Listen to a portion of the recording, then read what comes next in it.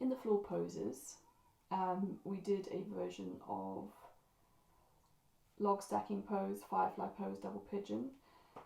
Sometimes that's not accessible to everybody, so you can try it in a chair if you can't get down onto the floor.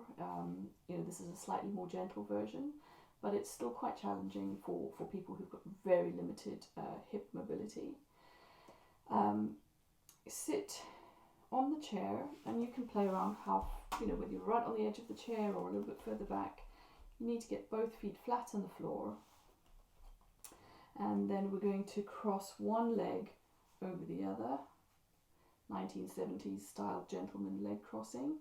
The top foot is flush with the outside edge of the leg, so it's not kind of hanging there or well over the edge. It's really just resting on there and flush, and it's kind of coming towards the knee rather than into a sort of lotus position. For some of you, this may already be past your maximum, in which case I suggest revisiting the floor version. Or maybe your leg is a little bit up here, but then just keep holding that leg to support it and sit up straight, and then maybe you can start to lean forward after a while. If your leg is relatively comfortable and not pulling in the knee, we can then start to go into a forward fold over the front. So I like to lift up with my chest, keep your hands on your hips for a while, and start to bring the chest forward, not rounding, but keeping a lift, keeping the top foot flexed and staying there and breathing. And if that's really pretty much where you can get to and it's quite uncomfortable, and when I say uncomfortable, it's like tight in your glutes and your external rotators in your hips, so the bottom area and the outer hip, you could just stay here and breathe. If you have got a bit more capacity to come forward, you can come forward, starting to bring the chest towards the shin, and then maybe ultimately you can kind of just hang and breathe over the front leg. Wherever you're at, if here's where you are at, that's where your work is. Stay here, breathe, hold the pose for as long as you comfortably can, 1 minute, 5 minutes. If it's only 30 seconds, that's also fine, but keep the breath going. Be aware of where you're feeling the tightness, and just notice if it does start to soften, if you can stay here and relax into the pose.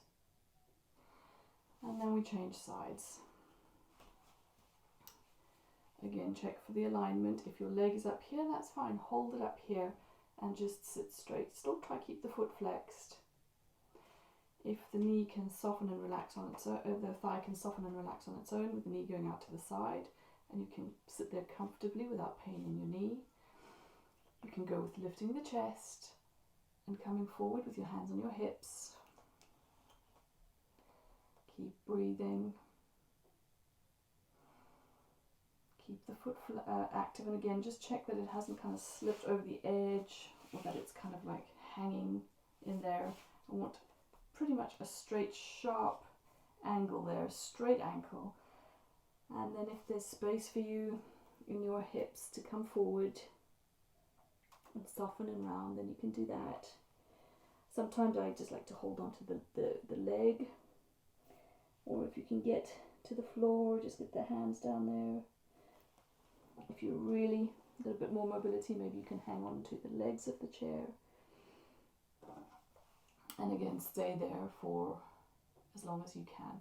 The more you do it, the easier it will get, the less intense it will get. But again, mindful of the knees, because that's where you're going to feel it if your hips are really, really tight.